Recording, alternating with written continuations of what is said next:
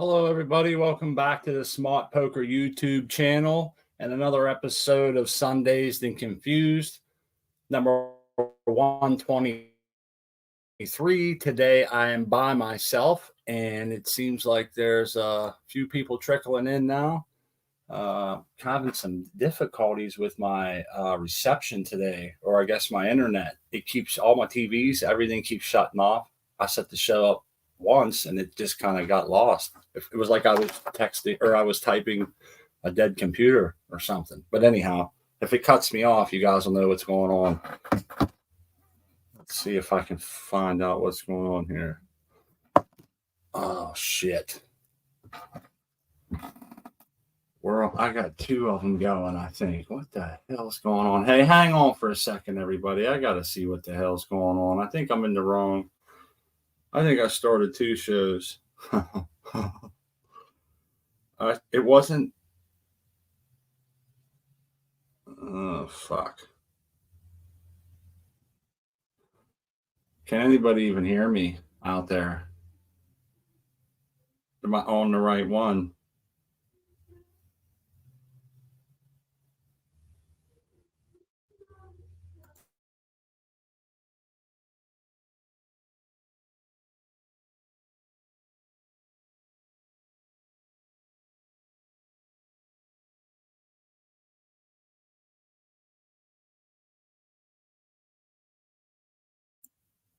All right. There's like I think there's two shows going on, but I don't know how to. Let me get my invite up there. Maybe somebody can. I don't know what I did. I thought the other one was gone, man. Cheers, everybody. Thanks for give me a minute here. There's the link. Now I got to go to StreamYard.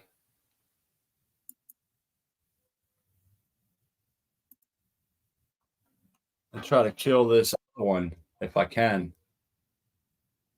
Why is it still showing?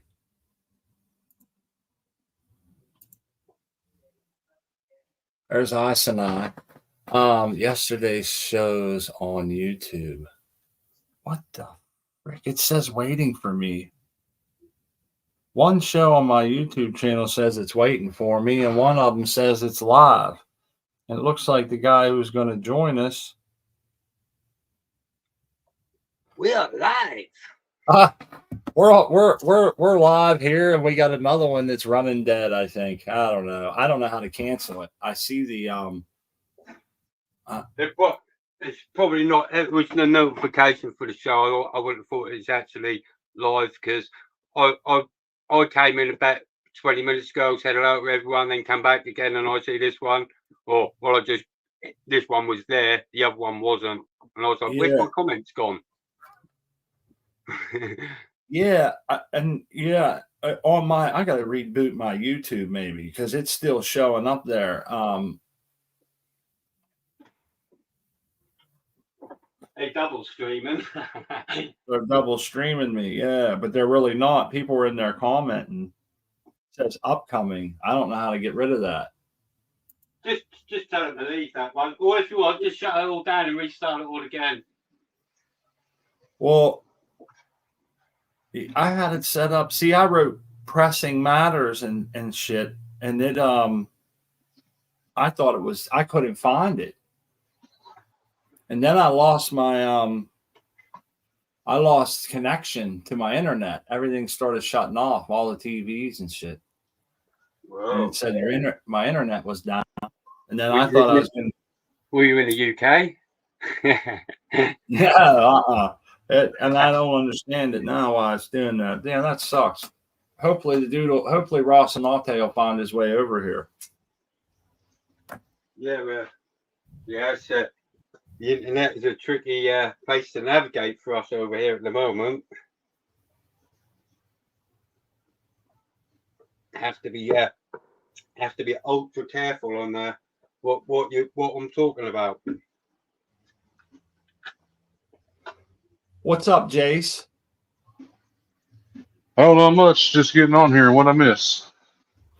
I was just having some trouble, man, with the I started a show. I set it all up and then everything went down the internet and we wasn't connected. You're not in the All UK, are you? No, Yeah. that's what he just asked. And then all my TVs shut off and shit. And then I come back and what I originally started wasn't there. At least I couldn't find it. I was like, damn, none of that ever took, you know. The internet shut down. It didn't take. So I started a new show. Now I look back and it says there's one upcoming still. So it obviously did take. And I don't know how to go shut it off or like get rid of it, you know. It Oh, says we got a double whammy today, huh? We got two smart poker shows, two yeah, Sundays. I'm not sure how to stop that shit. But anyway, yeah, I'm by myself today too. My wife couldn't make it, so I'm kind of. Well, we'll hold down the fort. Dude, I've been busy as hell. I don't know if I'm coming or going. Hey, I hear you, man. It's been crazy here. It's been raining bad today. I'm talking like a cow pissing on a flat rock. It's been bad out there. No shit. I heard there was a lot of floods and shit going on all over the place. Yeah, the humidity in my room peaked up. It's at 66% in here right now. Makes me want to get a DQ. Turn your extractor up. Need more air. Yeah, But then again, you're pulling from the humidity outside, aren't you? So it ain't really going to help. yeah, I could turn the heater on in here, get the temperature up to help compensate for it. Yeah, well, that's it. That'll bring the. Whenever I've found that problem, if the humidity is too high, increase the temperature. That'll bring your VPD back in range. You know, especially on those hot summer days where no matter how much of cooling and everything else you got, you know, it's the case. If your temperatures are out of control, add humidity to, you know, combat the heat and yeah. And it works vice versa. If you got too much humidity, add the heat to combat the humidity, or not combat it, to equal it out. You know, get your VPD level. Yeah, right on, balance it out. Yeah, it wasn't terrible when I came in here. It was VPD was about a little below 1.2, which I'm trying to keep it closer to 1.4, 1.5. You know, being later in flower here, I got those fat buds up there. I don't want no botrytis coming around here, no bud rotting here. Yeah. Well, the last time I see the bud rot, I was running sort of 80% humidity. I'd also wash the buds down as well halfway through flowering, sort of give them a shower because I had spider mites. But yeah, I find if you're generally under, you know, 65, that's all right. I don't generally have a problem with 65s, but over that you run the risk. Yeah, for sure. Yeah, it's been really good up until this point. It was dry last week. I had to put a humidifier in here. Now it's too humid. Crazy weather right now going on. We're getting scorching heat at the moment. We had the wet weather last month. Yeah, it's been hot. It finally cooled down. It's been over 100, 105 all Fahrenheit the last week, and then over the weekend we had a cold front come in. It's been in the mid 80s, but it's been raining though. Yeah, it's been it was real dry for a long time here. Now we're starting to it's weird. I feel like I'm in a bubble because we have like it's been perfect. You know, it's been like 70 to 80 degrees around where I live. And we're getting like a little bit of rain at night. We got some last night, woke up to it really nice and cool. We got some rain the other day, but it's been nice. The garden's crushing. It's you know, I was watering that thing twice a day. Now I really don't have to. At least I have in the last couple of days. I'm hoping it holds out. All the grass starting to grow back now. So we've kind of balanced out. You guys are one extreme to another, huh? Oh yeah, Oklahoma's crazy on its weather. It's every type of imaginable weather you can think of. We get it here pretty much. even earthquakes. We started getting earthquakes about a decade ago. I think it's all this drilling and stuff we got going on with natural gas, all that fracking causing the ground to shift.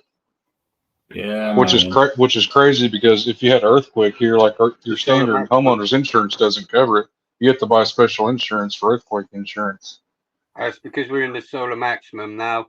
That's why the earthquakes and everything else are gonna be a bit of an issue. I would imagine things like Yellowstone, that all these quake and fault lines are all going to be sort of like whilst we're going through this solar maximum period, they're all going to be responding to the electromagnetic energy that's going on. With the auroras and everything else, the CMEs we keep getting hit with just recently. There's another one that's blasted off the other day. It's going to hit us over next week, or beginning of next week, maybe even possibly tonight. Might even see some northern lights again. Oh, dude, that'd be cool. That's one thing I've never seen in my life was northern lights. And I've heard they've come down this far, but yeah, it's beautiful summer weather here, man. 70s. Yep. Oh. Brian. Hey, there's Cortez. Meteor shower as well. Sorry, Pot. Sorry, Smart. No. You're good. We're in the meteor shower peaks last night and tonight as well. I think it's a Preside. Oh, I can't remember. But yeah, we're in for the rest of the month. If you look up in the sky, you've got a pretty good chance of seeing some shooting stars, and possibly quite a few in a short period of time tonight. And we've got clear weather today. Brilliant time to sit out in your garden at night. It's going to be sort of like 20 degrees plus. 4 o'clock in the morning. It's going to be perfect. I love doing that. I love rolling a couple of pre-rolls, just go sit outside. Everything's quiet, everyone's in bed asleep, and it's just sitting there, just staring at the stars on a lounger or a recliner or something. Oh yeah, that's nice, man. I remember when we went last August, we went to New York and met our friends, Doc, MJ, Berkshire. Me and my wife went, and that same day, one of the days we was up there was a meteor shower, and we got to eat some edibles, sit outside, smoke our faces off, man, one after another, and check out this meteor shower. And at first, it was just a couple. And then they came pretty heavy, and like there was different colors looking, from different metals or whatever it was in them. Some were a little greener and some were redder, and it was pretty cool, man. We had a blast, and I hadn't seen or felt that, like you just said, sitting out, no light pollution, out in the hillsides, watching, staring at the stars, crickets, quiet. Sometimes you need that. Damn, you're rocking some Blurp City, huh? That's the UV. So yeah, I've cleaned the room. Got it burning. Yeah, I've cleaned the room. Pretty much done. I got some cedar oil being delivered tomorrow. I've been neeming this up for the last every 3 days. I've been giving everything a good spray down with some neem. I'm getting rid of these trips this time. I'm going to war with them. This is going to stay like this for another day or two, 24 hours, just under the UV. So if there is anything in here, it's going to be disrupting their DNA cycle. So they're not going to, any sort of eggs and stuff are pretty much going to be sort of like non-viable anyway. So multi-pronged attack, light, sprays, oils, ventilation, extractors on full, my fans are blasting. These have been totally wet through now. I've got standing water in the bottom of the trays, which I'm going to siphon out probably later on, because I don't want them sitting in the water, but I wanted to make sure these were fully wet through for when I apply my stuff, that it's going to be effective and not just hitting this top layer. I want it to be able to, go through and not find any dry spots. What nanometers do you got there, man? Oh, it's a mixture of UVB and UVA. Okay. There's three wavelengths going on in there. I don't want to be in here too long whilst there's That's why I was asking. yeah. There's no UVC. I So- see that Brian was asking here. That's what cued me in, man. It definitely hurts your eyeballs. Everything will look funny for a while when you come out of there, you know? And these are what I've got ready to go in. Oh, yeah. These were totally wilted down today. The leaves were flat down against the stems. But yeah, these are just asking to go in there.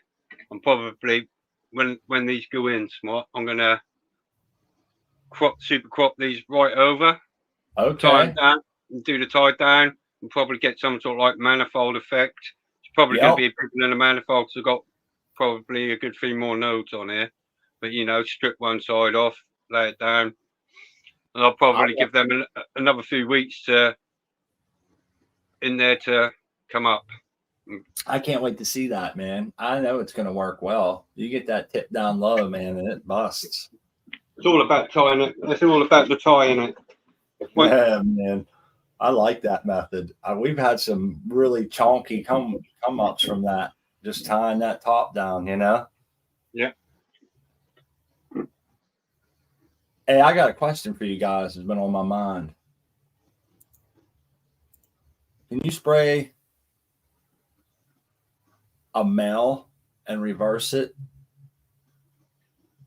They'll produce male flowers, but they'll be male pollen. It won't be feminized pollen. That'll only produce males. I think. I'm not sure. Don't quote me on it. But if it's not got female in it, it can't possibly ever. You know, it's not going to make it out of thin air. That's my understanding. If you reverse a male, yeah, it'll produce female flowers, but there's going to be male pollen because it hasn't got the genes. That's a Frankenstein thought, man. It would reverse to a girl? Yeah, it would produce flowers, put it that way. Okay. I've seen before males that had pistils on it, you know, just little bracts here and there with pistils. Well, they are, you know, the balls are essentially flower, just pollen sacs, aren't they? You know, they are a male flower, not a female flower. So, you know, that's what's going to happen when you reverse them out. Oh, I don't know. No, that's not even right. I don't think that sounds correct, actually, because you wouldn't actually be reversing it, would you? J5 says reverse males. J5 says reverse males have both X and Y. They produce regular seeds. So you mean that's actually something people do? And if so, what do they? Why would they do that? Why would you reverse a male? It's already got pollen, and like it's ready to go. Maybe it's like just a what? As a. I don't fucking know. It makes your head start to yeah, it's gone over my head. I'm going to shut up because I'm talking shit. Well, that's what it's about, man. You kind of work it through live, you know, and just stoner thoughts. It's I'm not even sure where I heard that at or what. I think I heard something. Someone said reversing, and then I heard the word male, and then I thought about reversing a male. So maybe they was reversing males or talking about it. I thought I had misheard them, and then I was thinking, boy, that would be weird.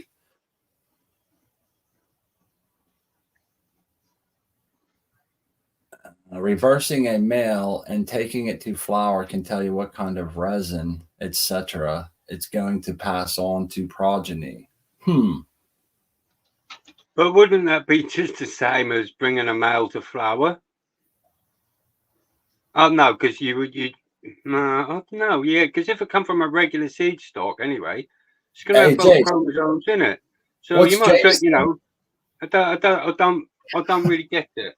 Straighten me out. It'll produce seeds. Yeah, get it that way instead of just pollen. It'll produce pollen and seeds if you reverse it. Man, I don't know anything about breeding, to be honest. This is my first seed run. That's as far as I've gotten.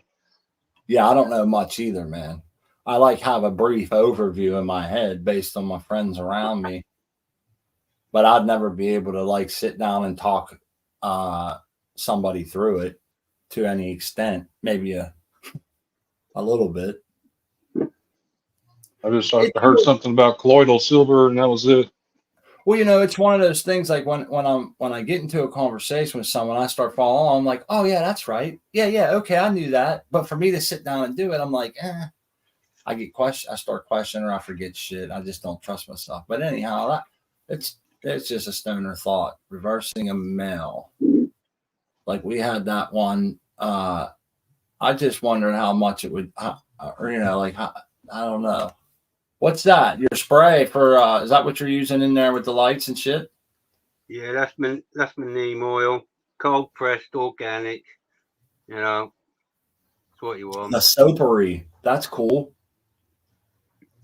I ain't got a problem with this. People are fucking neem oil, but this is good shit. I'm telling you, it's organic. Yeah. I don't like the smell of it, man. It really. I'm a little bit impartial to it. I don't mind it personally. Oniony, garlic, it's better than sulfur, and it smells better than sulfur to me. Yeah. But I ain't worried about people go, oh, the microbes and everything else. If you've got worms, because the worms ain't got a problem with this, it's not really going to affect the microbes that much. It might have a little bit of an impact on it, but to be quite honest with you, if you've got a good system in there, it's gonna pretty much stand up to most of this. It's gonna wipe out most of the bad stuff, not everything. It's not. It does have an impact on your microbes or whatever, but just brew a tea and throw it in afterwards, and you're good. So, this all sort out. Instead of buying, this one will do this bug, this one will do that bug, and this one will do all of them. Hey, I want to in my opinion.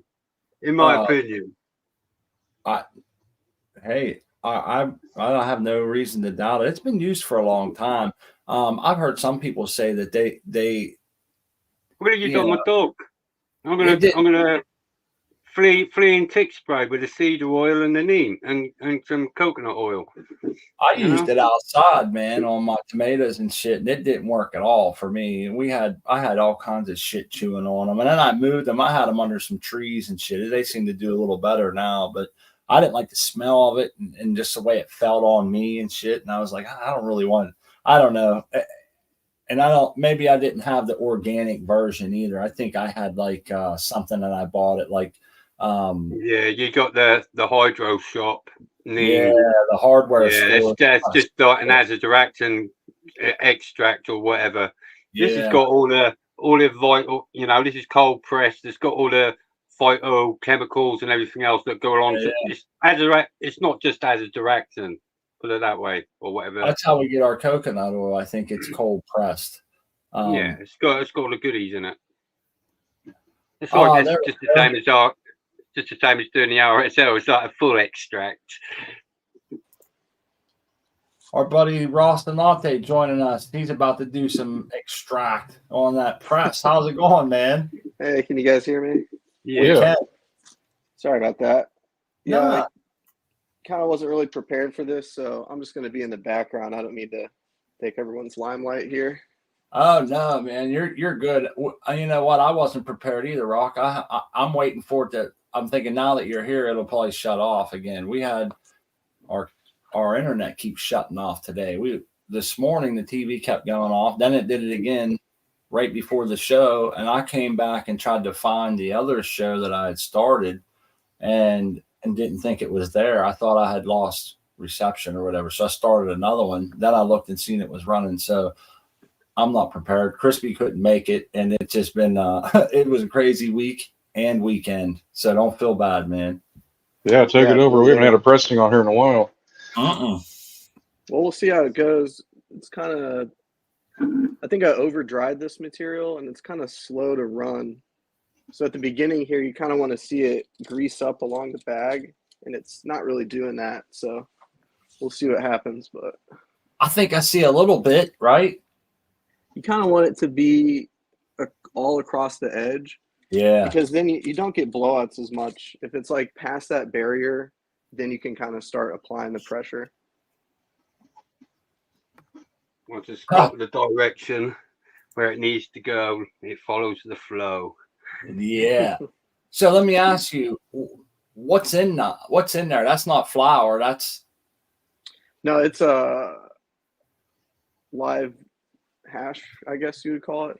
So it's like fresh frozen hash. Yeah.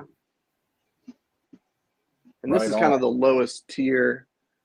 I don't know which pull this. I think this was like one of the later pulls, but I thought if I'm going to do an example, I might as well use something. If I mess up, it's not a big deal.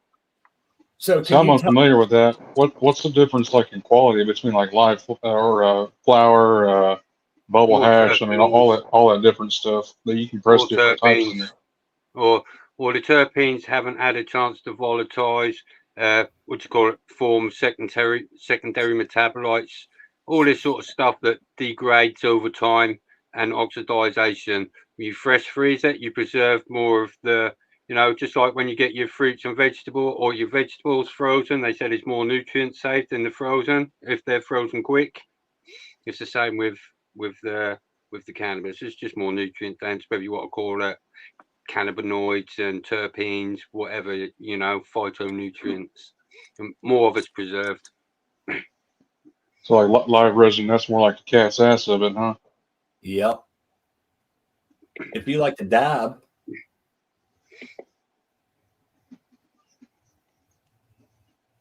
So what temperature are you working with here? Does it stay the same from beginning to end? No, it was at 170, but I'm going to increase it a bit just because I'm not getting much action here.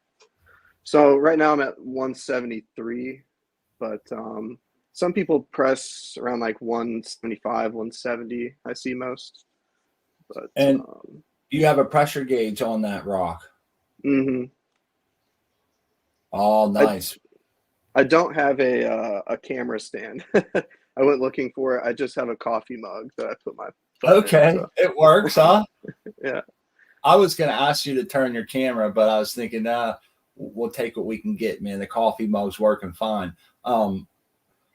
So you're at what pressure? Because now you're doing a pre warm up, is that right? And I'm going to grill you a little bit. I'd like to know what temperature the pre warm up. You said 175 or 170. Yeah, and so 170 is what I go at. And again, like I'm not a professional at this. Like I'm just an amateur trying to absorb what I can from the community. This is also like a secondary thing for me.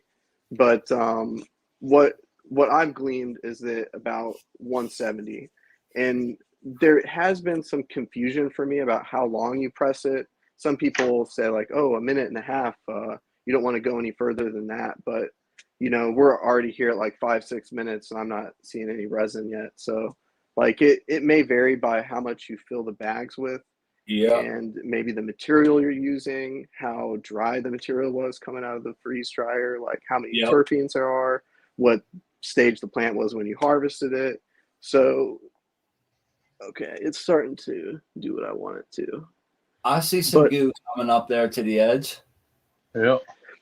Also, like, so again, starting it out, I would get my bags. Sorry, I would get the parchment folded, and I'd put it on the plates, and then I would get my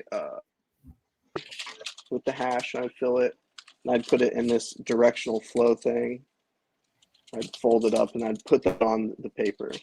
So that up until now, I've just kind of let it sit. Other people might leave their bags out to let them, but I don't really understand it, to be truthful. So this is my interpretation, and I kind of just like the primary thing until it's kind of already starting to fully apply the pressure. Otherwise, you can. Oh no, you seem to be you're cutting out a little bit on us, buddy. Oh shit. Well, I guess we'll just have to be a visual demonstration. Technical. I wanted to interact with you there, but it cut out at a couple key parts, and I felt like I had to mention it. But I'm gonna. No, I appreciate it. No, you're good. Maybe if I do that, I took it off the big screen for a minute. Sometimes whenever your bandwidth is, I think, consumed with the big screen, it cuts them out. But you were saying you start right off with the full pressure. Did I hear that right or no? No, definitely not. So you want to kind of Okay. ease onto the pressure.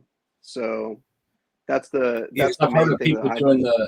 they do like a pre warm up or whatever. They'll put it to like whatever, a couple 100 pounds and just kind of let it sit there, warm up the material to the plate temperature. And then they come in a little bit stronger later on. Is that how you kind of do it too? Basically, but I try not to put any pressure on at the beginning. So I'm just Okay. I'm just letting it sit on there. I'm resting the plates against each other and against the bag and kind of, but I don't want to put any pressure really. And even this is already to me a kind of a failed press because it's taken so long to get it to this point, and I'm not really excited about the There color. we go. Yeah, that looks like good gold coming off of there, man. Damn. Nice. It's a little bit dark.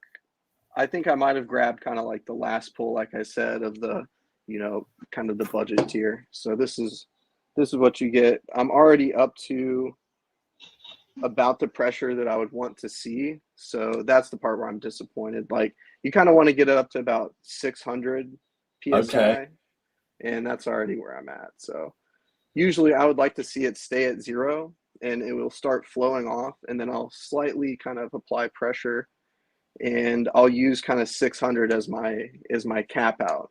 And so for me, I applied the pressure and it's already at 600, not seeing flow. That's not good. So Well, that sucks. It sucks that you're not happy, but I gotta say, what is coming off to me looks fire. And I'm not just saying that to my friend. I mean, that's some good looking. She looks like amber color. thanks, I like man. that. What happens So if you heat it too long? Like if you let it just sit there on the heat too long, does that damage it? because at 170, I'm gonna take this and probably put it in the oven at 170 for like 14 hours. So for me, if it's on the plate for 5 minutes, 5-10 minutes at 170, it's no difference to me really. So I like to make vapes out of them. So I'll make these. Oh, I'll take the rosin that comes off here. I'll put it in this little jar, and then I'll heat up a glass syringe. I'll Get take it out. and I'll just put it directly into here, and you can smoke it pretty conveniently. nice. So, what temperature does that thing get up to heat this for you? It's at 175 right now. No, I mean the vape. I'm The sorry, vape, I don't know. I'm not sure. dude. That's pretty badass. I never thought about that. That's better than putting it in a dab rig and heating it up with a torch, which I know a lot of people have these e-nails and stuff now, but I kind of like the convenience of that.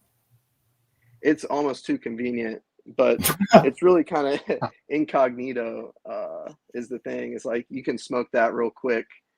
And even if someone sees you, it's like, oh, he's just smoking a nicotine vape. So yeah, I would say this is definitely disappointing. You definitely want to see a little bit more than that. You'd want to see a lighter color than that. Right. You'd want to see it kind of flow more without the pressure. So I'm not excited, but we'll try Yeah, another one. you had it before. It looked like a frothy butter almost, like a yellow. Yeah. You know what I'm? Maybe that's not doing it justice. I can't really think of what else I could equate it to, but it was different, and it was going in a jar, like a lot of it. Yeah, this is probably 10% of what it should be. But I mean, that's again, I'm an amateur. I'm still figuring this out. A lot of this material was, like I said, I think it over dried in the freeze dryer, and it was like week 12, so that's why it's kind of got a darker color. But that's all right. So let's kind of back up for some of the people that maybe they don't follow you. You make hash, bubble hash, right? Mm-hmm. And then you take the bubble hash as soon as you're done, and you run it through the freeze dryer. Yeah, exactly. So the hash, when it comes out after doing the wash, it's almost like a milkshake consistency. So you scoop it out of your sieve bags straight onto the freeze dryer trays. And you take those and you put those in the freeze dryer. If that makes any sense. Yes. Damn, And I was reading. so, I'm that says low temp there. Okay, I like that. I've got a question. Just like with pressing flour, people state it's a little bit better and it presses better when there's a little bit more moisture left in the flour. Could the same be said for the hash? Instead of whacking it through the freeze dryer, just let it dry down naturally. You know, maybe put it in the freezer to get some of the moisture out of it, and then press it because with a little bit of moisture content left in it to help it flow. You understand? You get what I'm saying? yeah, I think the air dry part, I think there are people who do this stuff for like, this is big business. There are people who figured it out. And I think from what I can understand is that they are all using freeze dryers. I've got kind of an issue with mine where it's been taking me longer to freeze dry. And so I've had it where it's too wet, honestly. And then it's just, you get this soupy mess. And I've had it where it's over dried. So, coming from a position where I've There's a been, balance. yeah. So this is going to be the same stuff. Just we'll see if it does any better. The way I walk it through my head is we take the buds, freeze them fast, and get them washed after they freeze up real good. Bust all those trike heads off, take that to the freeze dryer, get rid of all the moisture. That way, when you come to the press, you're only breaking open granular the trichrome heads, and you're getting all that oil out of them. And that's strictly that and nothing but that. And gets rid of the contaminants doing it in those steps and washing it correctly and shit. And I think all those steps have to kind of come together to get the product that you're getting, Yeah, exactly. And one little step in this could make everything go wrong. And you've got a lot invested, right? Like I take all of my flour and I just put it all to hash. So if it all goes to shit and I get 10% back, then that's that's a gamble. But yeah, it's a whole process. And I think that even for me, like I might be halfway there and I'm still not, like my end product isn't as good. But there are a lot of people I wanted to mention. If you go to Bloom Seed Co.'s Discord, there's this guy on there called Mr. Auto Grows, and he's got an Instagram, and he's kind of like us where he shares his knowledge and kind of the scientific approach to making hash. So he's a really good resource. That Discord, they'll help you out. They definitely helped me out. And I think it's, finding places like that where you can get direct from the professionals, I think is the best way to go. I could jabber jaw about what I do, but it's, I think it's better to, go to someone like that who has some, weight to their advice. No doubt. But I gotta say, you got some good product here, man. It's not like you're just half-assing it. You seem to have all the correct equipment and the right processes down. But I see I get it. I think you're slightly humble, but I also get what you're saying is that you feel there's people out there that know a lot more than you. You're still taking advice from them, and you're encouraging everybody else to do the same. And I get that, but you do know a lot more than me. That's for sure. I always try to pick up what I can here and there on what's going on, Yeah, definitely, man. Even though I have a lot of the equipment, it's funny. There are just little things here and there that like I was trying to show you guys how to wash for really cheap. And I was just going to come on and do some dry material in like a 5-gallon bucket. But it's funny, like, oh, wait, I'm going to need to use this. That's not cheap. I need to use this. And so maybe washing hash isn't for everybody, but you can still air dry hash. You don't need a freeze dryer. But I would say the first thing that I would buy would be a freeze dryer. A big barrier to people.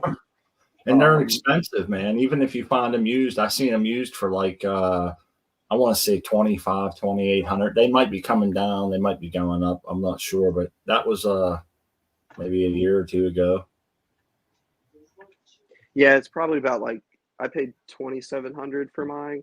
I think you can get them like dented or scratched models for like 2,000, but then you're Nice. paying shipping and tax and everything, so you're probably still going to be like 24, 25. Yep. And it's an investment, man. If it's something you're really into and you want to do this with your homegrown buds and shit, it's just like a Canatrol or a good press with a gauge, or, you know, anything. It's about how far you want to take it, you know. And there's always going to be people that say, you know, and they're right. You can make hash a lot cheap, you know, a lot cheaper. But if you want to make it, put it in the cart like you're doing. This seems like a really good way. And one thing it does is it takes away having to have a dry and cure space. And I think sometimes we lose that. If you're taking all your buds down and freezing them directly, you're taking away drying and curing. What would that be? Culpability, you know, or whatever. It's all rest on your shoulders there. So that's a plus too, if you ask me.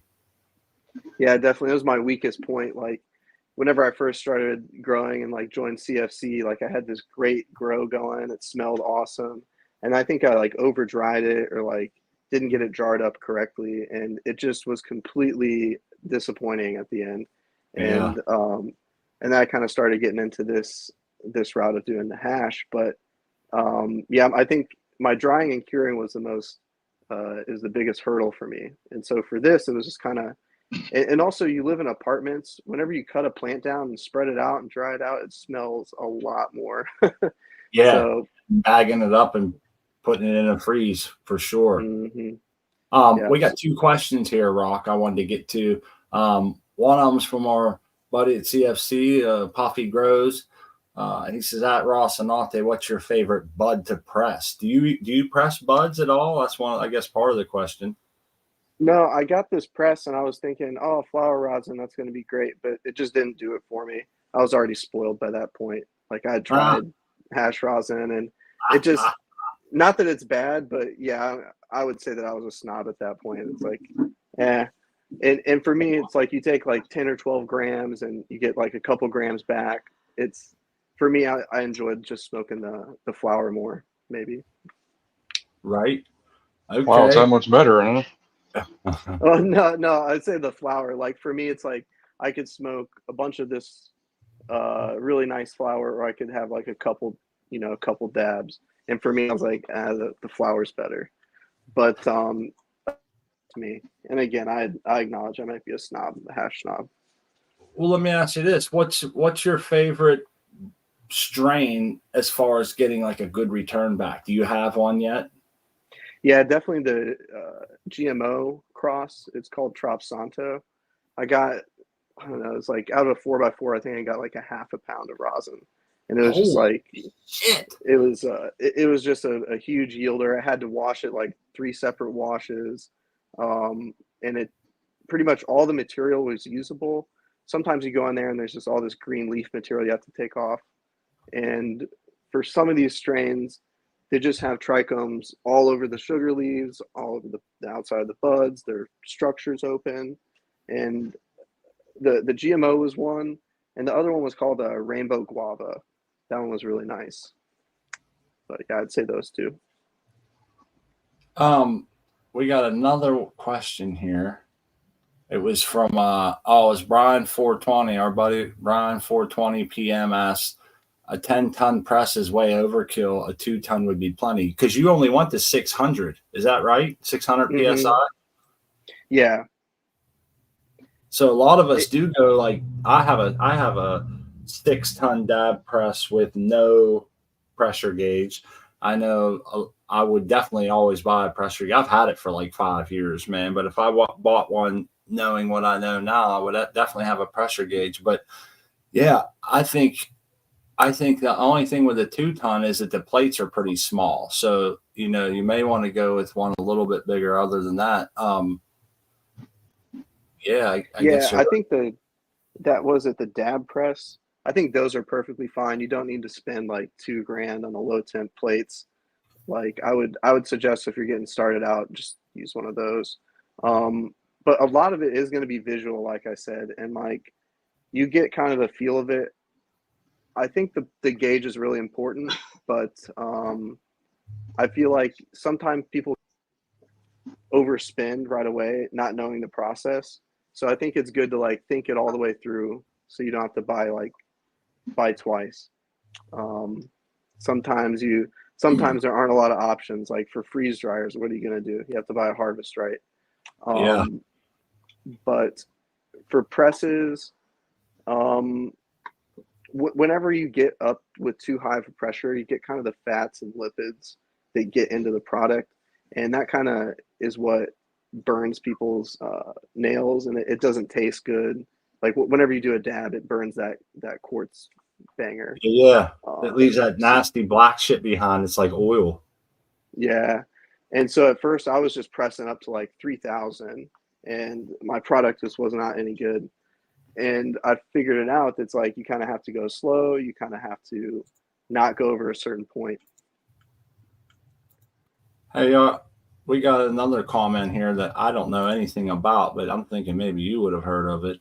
And it was from Cannabinoids Labs.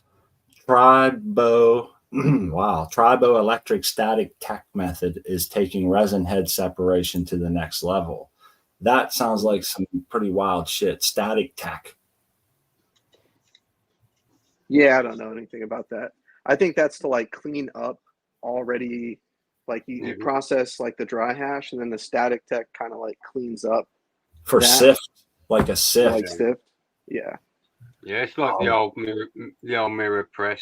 They used to in the old days. They used to use a mirror, and and the static effect would pull off all the stalks and leave the heads, bits of hair, things like that. People say I'll read in the chat here. How do you say your name? Is it It's Rocinante, right? Yeah, Rocinante. Yeah. Okay, I pronounced it wrong for a long time. I see Sacred said that he was pronouncing it in his head wrong. Doesn't that mean a workhorse in Spanish? Yeah, exactly. Workhorse. I got it kind of from the Don Quixote and this book series called The Expanse. And I saw that show on Sci-Fi. Yeah, I bust my ass. So I was like, I might as well be Workhorse. So this press is still going the same as the last one. It looks like it's going to be, low yield. So that's just my luck. I swear I've done this before. Oh no! Yeah, I think a lot of people here I probably have seen it. We pretty much have it. We have a pretty steady crowd that comes all the time, and they probably remember that, I would say. And if not, I doubt a lot of people are pressing freeze dried shit, Ross and Latte, at their house. There might be like they're calling you rosin latte. I don't think a lot of people have the freeze dryers and shit at home, so their product just doesn't seem to look the same. I think that's a big step. Well, I appreciate it, and I will agree that kind of some of this equipment is kind of overkill. That would be one of my suggestions. Is like it's one of those hobbies you can get deep into, but it definitely pays dividends. Like I don't sell this stuff, but to buy this product, it's very expensive. Yes.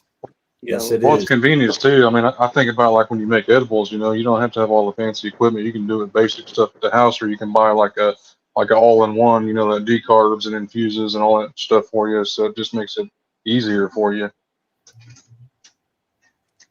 Yeah, I agree. But if you want to get the end product, it is inevitably going to cost money, in my opinion.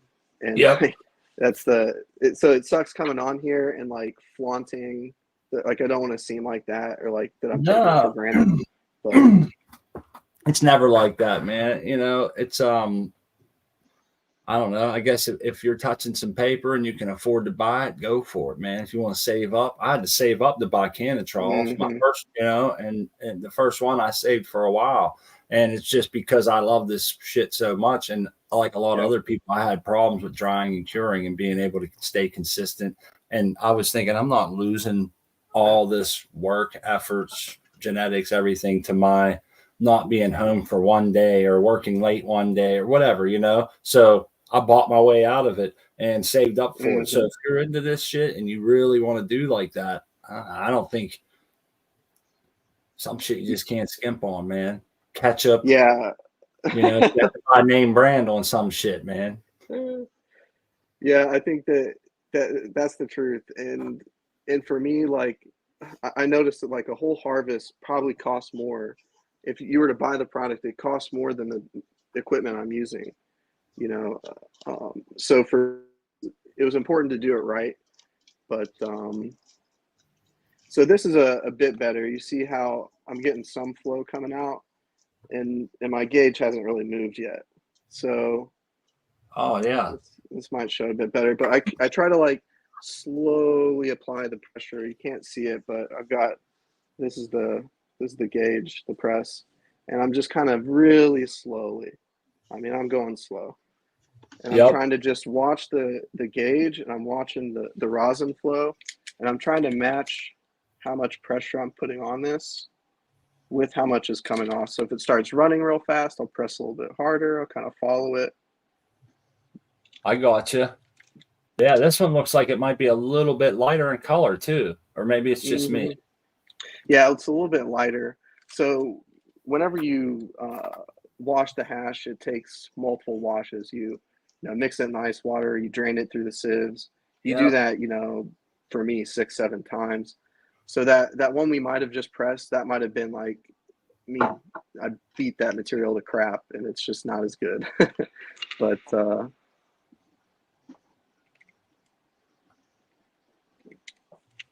How much does one of those your vape hold anyhow? Is that like a gram? oh God, no.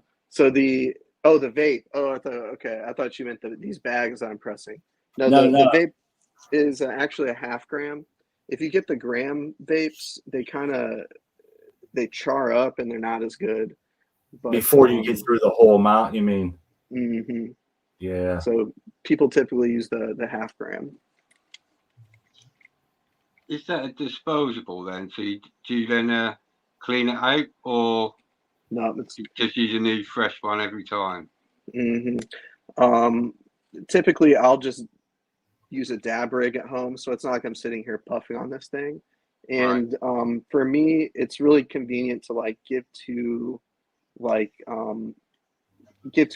my friend, you know, or somebody. You can just hand that to them, and they can try out your, you know. So I go to a convention, and it's like, hey, this is what my weed tastes like. So, well, this is weird. So the bag is actually pulling off the plate somehow. That's weird.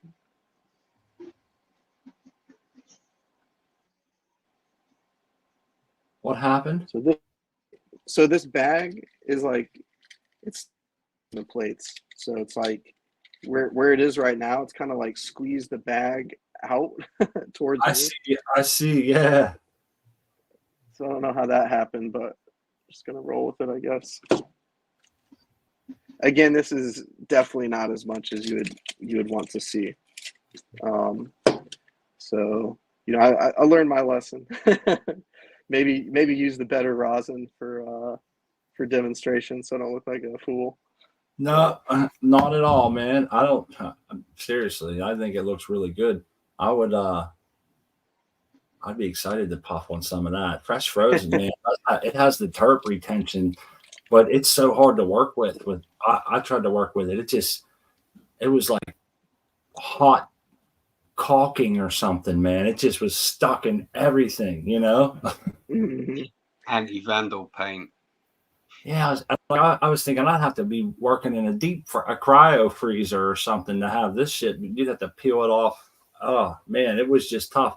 I I enjoyed making the way we did, but I want to try some of this. I've never had anything that looked like that before. So it's not like it's a crazy experience, but I would say the flavor. Yeah. And if you've ever smoked like fresh weed, it's a much like more potent high. Yeah. Like live like fresh frozen, you just get that same same high.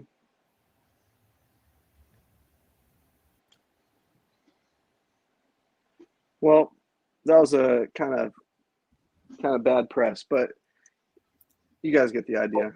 Yeah, no, it looks good, man. Yeah. They were asking in the chat, how are you increasing pressure? He has a pump right beside him there. He showed it a second ago. Here you go. There's his pump.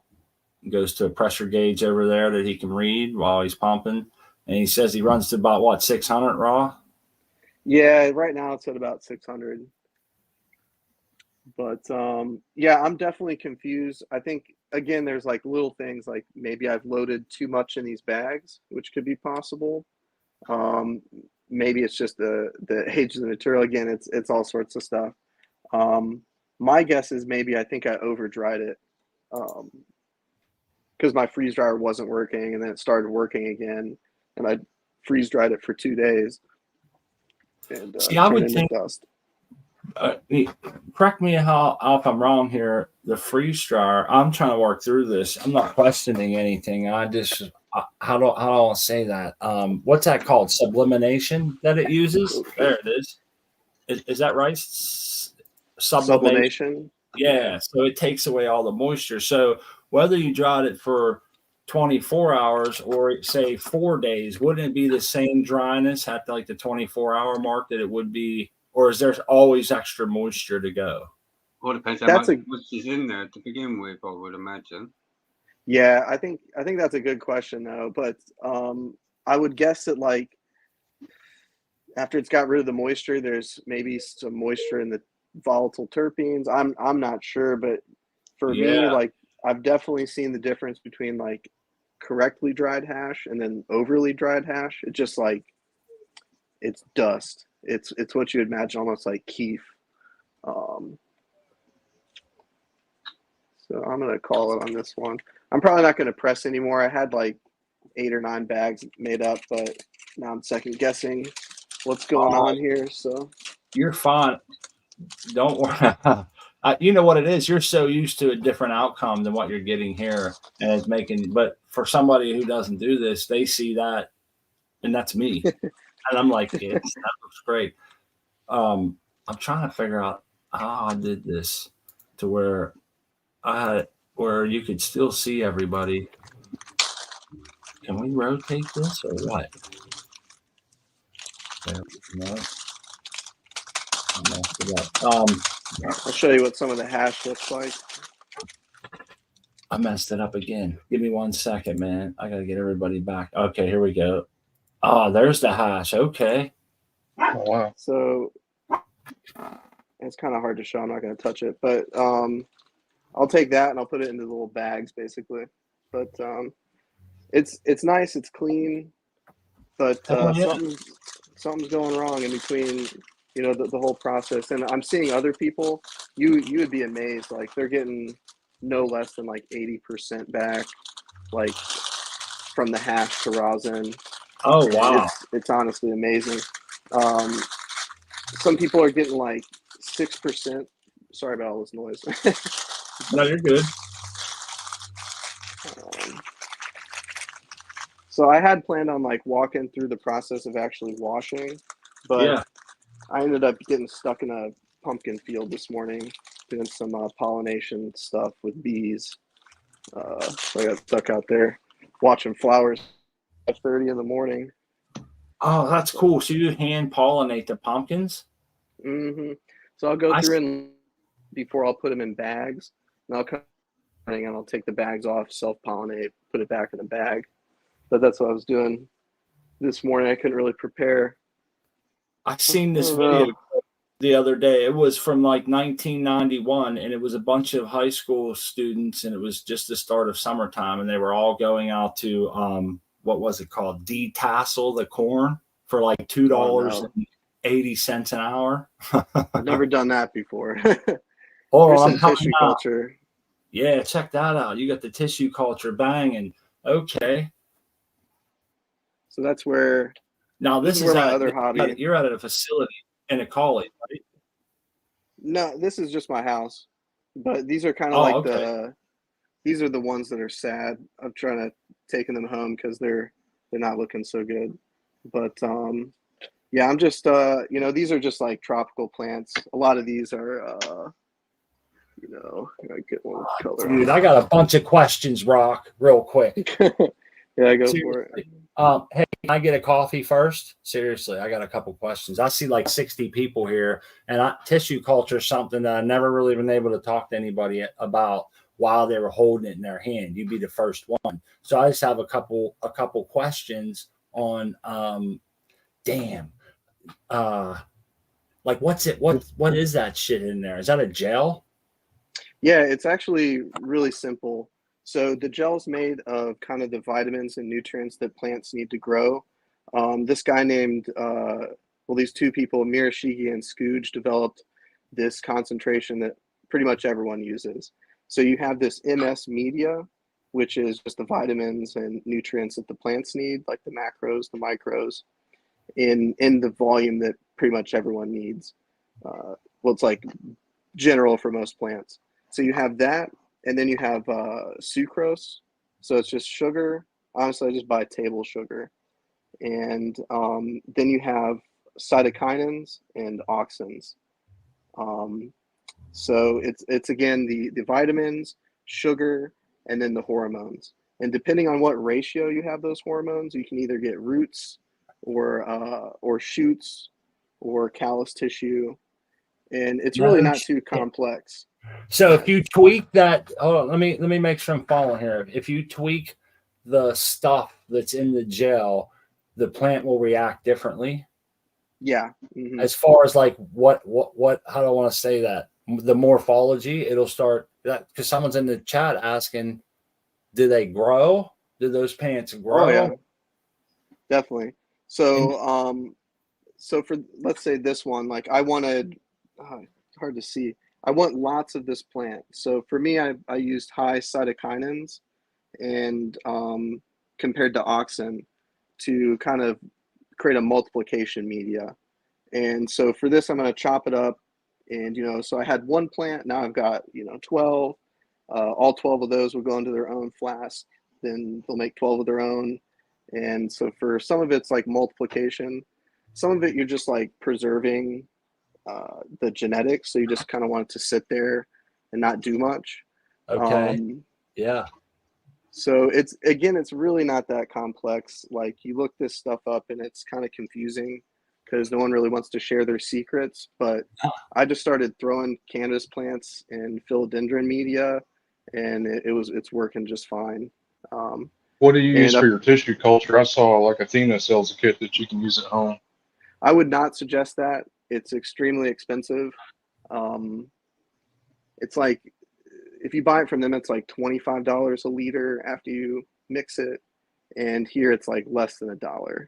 Like if you use the other components. I saw that process, and it's a very particular sterilization process, and I heard that it can also remove pathogens from plants as well.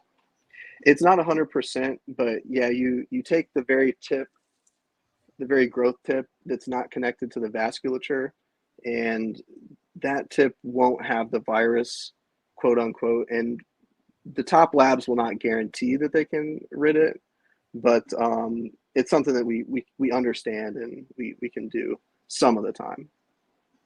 How often do you change the gel? So I'll take these plants out and move them every 4 weeks, but if you lowered the light and the temperature, you could get away with like months. So okay. So it's good for a while.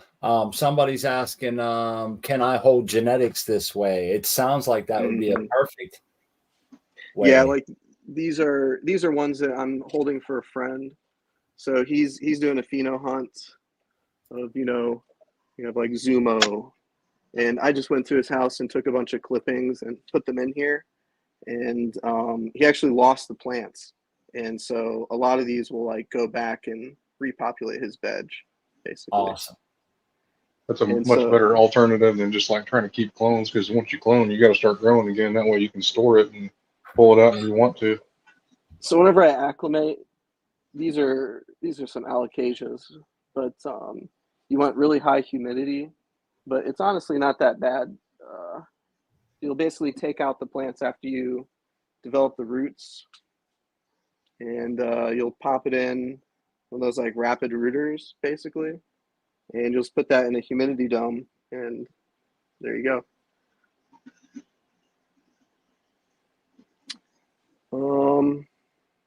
Yeah, I don't know if you guys had any other questions about the tissue culture, but it's something that's exciting to me for the rare plants. This isn't like where I keep all my cultures. I have a lot of them at the office. But I've got some really, really strange stuff there.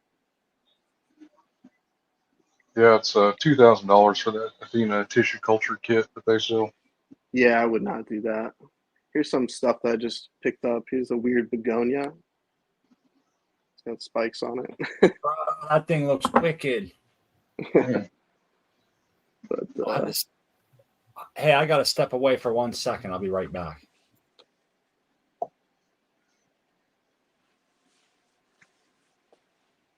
Rocinante, you got it all in one there, man. You got everything you need there at the house. yeah, I guess so. But it's definitely like, it's a hobby that, I don't know, washing does take a lot of energy and time, and like getting everything set up. And sometimes you just don't want to do it, so you put it off. And so See, for that's me, the like, one thing when I was looking at, making bowl hash, I saw people washing. I was like, oh, hell no. I was like, I'm just kind of lazy all around when it comes to stuff like that. That's why I did a auto watering system. I've got an auto cure system. I try to get as hands off as I can. And I saw the washing process, even with like an automated machine or a manual machine that you can use, it's still a lot of work. yeah, you think you're getting away from trimming, but it's still a whole lot of manual labor. I The labor of love, honestly that's dread for it. sure. Yeah, sometimes you don't love it, and so you don't labor. But Is that yeah, the I don't brand know. of press you got? Is that low temp? Is that the name of the brand? Yeah, low temp plates. That's primarily what you'll see people use. Yeah, I'm gonna go to where I wash the hash. I see a lot of people using like the Nug Smasher, and what's that other one they got? I think Artman has it. I would say the two companies that I would use would be Dab Pure. Press. Well, dab press would be the entry level, but if you're trying to do it at a higher level, I would say definitely low temps. But if not low temps, there's a company called Pure Pressure. So can you still hear me? I'm in my garage now, so it might be Yeah, I hear you real messed good. up. So here's kind of where I wash it. But this is a 20-gallon tank. Still there? Yeah, there you go. I lost you for a second. You're back now. So basically, I'll take ice water that I hold in this tank, and it's basically just a trash can with a thermal wrap and the bulkhead at the bottom, and that's connected to a pump, and that pump is connected up to this hose that I use to refill the vessel, kind of like with ice water. And then so I keep ice in this, and I keep ice in that, and I just kind of like constantly fill it with RO water. And so I'll use kind of this paddle, and yeah, that's kind of the components of washing. And so whenever you're finished with the cycle, you kind of drain it into this trash can, and the trash can's got a sump pump in it, and that kind of just gets rid of it. So that's kind of my So how do you process. filter it out? I see people use like a bunch of layers of different micron bags on that. Yeah, different micron bags. So I'll use like a 45, and then a 160, and then a 220. So I'm only using 3 bags. I don't really separate it out into all the different layers. So how long does that take you to make a batch, like from start to finish? About how long does that take you? It takes a long time. So probably about like 2-3 hours now. So at the beginning, you kind of load your material in there, and you kind of saturate it with water, put some ice on top. You wait.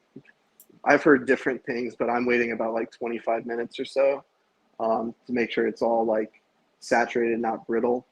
And they'll come in and do 10 minutes of agitation. And then something I've started doing recently is wait 10 minutes afterwards to kind of let all the trichomes settle down. There's kind of this like, it's a riser, I guess. And so that kind of lets the trichome settle down low. And so whenever you first pull, you get a higher yield. But I'll do that, 5-6 times, 10-minute wash, 10-minute pause, pull, scoop the hash up, put it on the trays, refill with water as quick as I can. And yeah, I'll do that until I stop yielding hash. I'll take the trays of hash and I'll freeze dry them. And yeah, that's kind of the whole process. I have a question in regards to, you mentioned you use RO water. Mm-hmm. Is it because of the impurities of your water? My concern would be RO water is more of a solvent, so technically you're going to be removing more from your product with the reverse mitigating, whether you've got contaminants from the water. But is it a trade-off, or is there a specific reason why you use the RO? Yeah, so if you take tap water and you just dry it on a freeze dryer, you can see all the impurities. And so that's what you're smoking, basically. You're smoking the chlorine, you're smoking the chloramine, you're smoking anything that was in that water that you've now concentrated out with the freeze dryer. So basically you want as clean of water as you can. And I'm not 100% on the process, but I think it's because there's like a fat lipid, like the trichome itself is resists like getting saturated. So that's why you can collect the trichomes in the first place, because they kind of resist the water. So I don't think that it being RO and being like a greater solvent would make it worse, I guess. And so here's kind of how I've been prepping it recently. I'm not really a fan of this, but someone told me to put them into trays, and it doesn't crush them whenever you bag it up. So I was going to show you guys how I've been processing.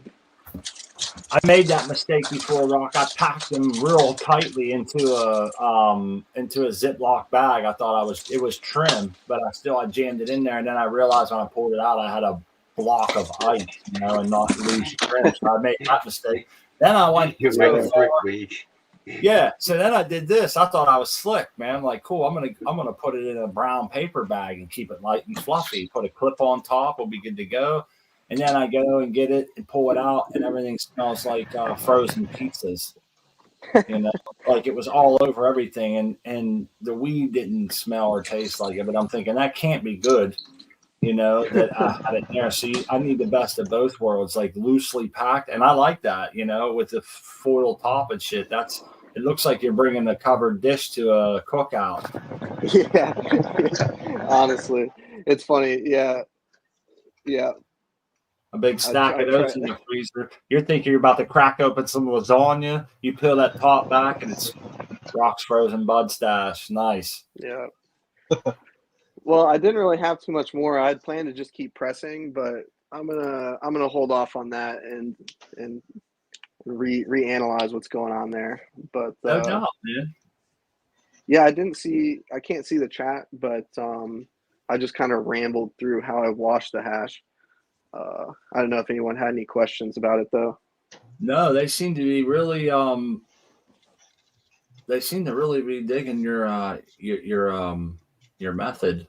I know you can't see the chat, and they were saying that they really was digging that the tissue culture, man. Everybody was like, I need to do that. They had a lot of questions. Yeah, I think that's like the new kid on the block, really. One of them anyhow, at least for me. I know I've been hearing about it probably the last few years, but I haven't brought myself to really get too involved or try to learn too much about it. I just keep telling myself that's a little more advanced than what I'll ever need to be. But, it's always nice to learn that shit. Yeah, honestly, for me, I got into it for the cannabis, and I realized, you could just take a bunch of clones and set them on a shelf. It might take more space, but what are you really doing differently? You're still storing the genetics, right? But I guess for me, I have like I can have a bunch of these plants that are under 5 inches. So putting them in these jars and like keeping them around in that state actually allows me to do it. But You mean I would like suggest, according to like a legal standpoint, right? yeah. But I would Okay. suggest for other people to like, if you want to get into tissue culture, just kind of like think about why maybe, and if it's to like get rid of the viruses in your genetics, then you're going to need like a really nice stereo microscope, which I don't even have, and it's going to be really difficult. So I would say just like temper your expectations. You can get into tissue culture for $200. You get all the stuff that you need, but you I would say, ask yourself like why you're doing it. Are you trying to save space? Do you not have an extra room for a tent for clones? There's some reasons why it might be good for a home grower, but for me, it was kind of a hobby to collect all these weird rare plants Yeah. and multiply those. So it's kind of shifted from cannabis to these tropical plants. I think you brought up a good point. A lot of people have that. That's their cutoff point is 5 inches. I know our buddy Artman mentions a lot of times that anything over 5 inches is considered a plant. So I can see that as being one thing, especially if you can hold it there without it growing really fast. Like maybe, but I see what you're saying. Mm-hmm. You're really not doing a whole lot different than you would be if you had just kept the same clones. Yeah. I think one of the benefits that we heard earlier that you had mentioned was that it can help weed out like a hop latent viroid or something by taking the growth tip that's, what'd you call it, non-vascular yet? Yeah, it's just not connected yet. So it's that primordial growth tip, that meristematic growth region. And as far as I understand it, since it's not connected to the vasculature, the virus hasn't had a chance to get up into that tissue. And you're really taking a really small cut. I mean, you're using a microscope, and the thing that you peel off is like incredibly small. So it's tough. I like this. You could definitely keep a bunch of strains around under 5 inches and be within the wall, and have them in this culture for, like you said, low lighting. You could go for, you would only have to change your solution maybe 5, 6, 7 times a year, probably, and keep this around. I think it's worth it. Maybe like I'm having a hard time seeing home growers needing it other than that. And I guess I like the fact that you can take out the viroids. I think that is really cool. Huh. That's weird. I don't know why I did that. Yeah, you lost your camera. Huh. That's strange. It is strange. I don't know why I put that emblem up there. Let's see. There you go. You're back now. I'll just put a background on. That was weird. Yeah, I hate to bail on you guys. I've probably got to take off here in just a bit. I gotta, I've worked every day for the past 3 years, and like it's common for me, but like every day, like morning, noon, night, I just kind of have this thing that like triggers my, oh crap, the plants. And so I got to go water the greenhouse. No doubt, man. I understand completely. We appreciate you coming on, showing us your stuff and sharing what your knowledge with us, and always being a good grommy in the chat and willing to hang out, man. Hell yeah. Yeah. No, I'm definitely a super shy person. So like coming on and doing these things is like, I don't know, it gives me anxiety. Like I usually don't like to be the face. Well, I hope I hope you feel good on our show, man. Everybody here's this is a great, you already know, you've been around long enough, but I'm glad to see it, man, that you're willing to share. But no, don't feel bad at all. We still get to go to Jace's garden and check out his updates, and there's no reason to feel guilty at all. We appreciate you coming on, and I know you got to tend to your plants in the greenhouse. Yeah, I enjoyed it. I enjoyed the little tour and seeing what you do. Yeah, Give me, definitely. Nice.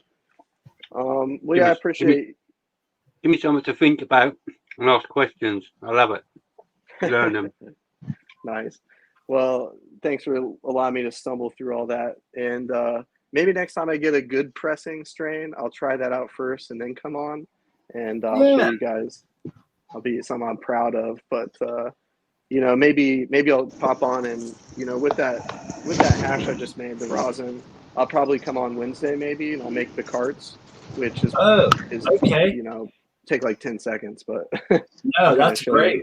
you. That would be something cool to see, man, for sure. Because that's also another thing that I've seen people have their carts and say I made this is in here, but I've never seen how they go through with it. So yeah, stop back anytime, man. You're doing pressing, filling carts, taking tissue culture. Sometimes it's not easy to do that work and explain what you're doing and everything else. But if you ever feel that you can and want to, shit, man, jump on any show. I appreciate it, guys. Well, yeah, I'll be in the chat, but yeah, thanks for the hospitality and sticking through that. All right, buddy. We'll talk to you later. Thanks again. Yeah. See you guys. J5's Yeah. joining us. I had to mute you for a second there, man. I want to see his greenhouse tour. I Big know. That was so fun, dude. That tissue culture stuff is so freaking cool.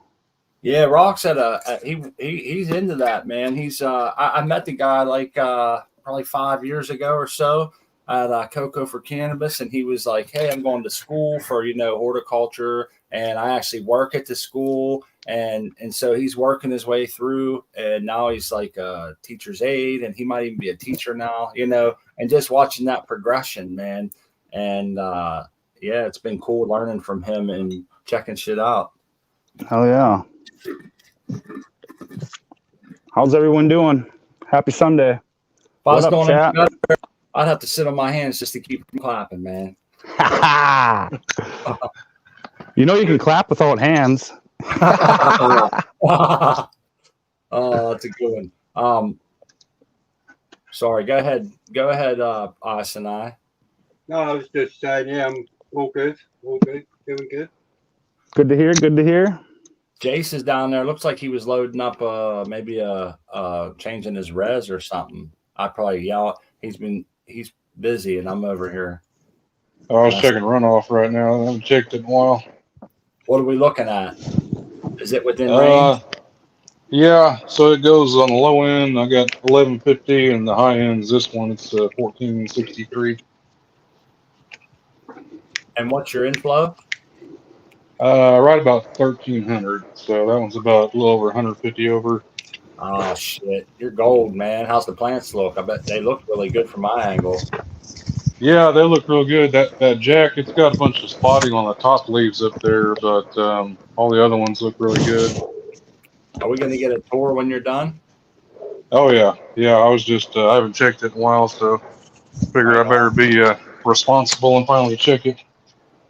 Hell yeah, it's good to know that. Now you have a set date in your head. You can say like Sunday I checked it, and usually you're pretty good for a little while, Yeah, I only check it like maybe once a week or so.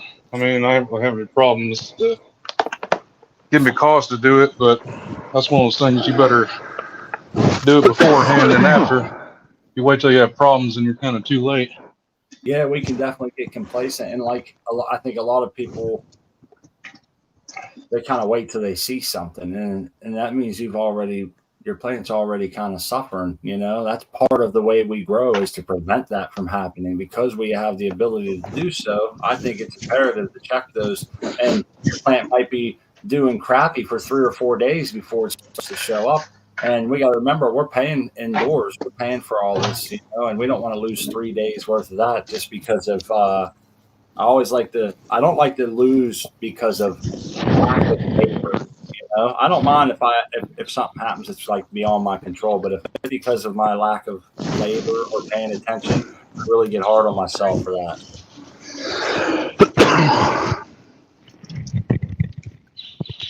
What are we smoking over there, J5? I'm an auto smoker. Okay. Nothing wrong with that. Dude, I'm loving it. I love having some fresh herb in the middle of July. Right Well, on. August now. Yeah. Harvest in July, smoke in August, right? And then you can probably, and I know in our region, we can throw another round down. If you get them started maybe indoors, you can get a And second round, you know? no pulling tarps, no getting up. You know, no.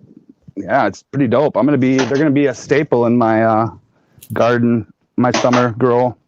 Yeah, and then you got all your other ones there waiting for Croptoberfest, and along the way you're getting an infusion of fresh buds. I like that. I would do the same thing if I was in your position, I would assume.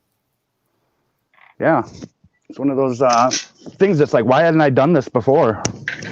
I'd have triploids, diploids, autos, photos, regs, feminized, the whole, all the gamut. All right, looks like Jace is ready to rock and roll. Can we take a gander at him? Yeah, go for it. Just getting them chicken.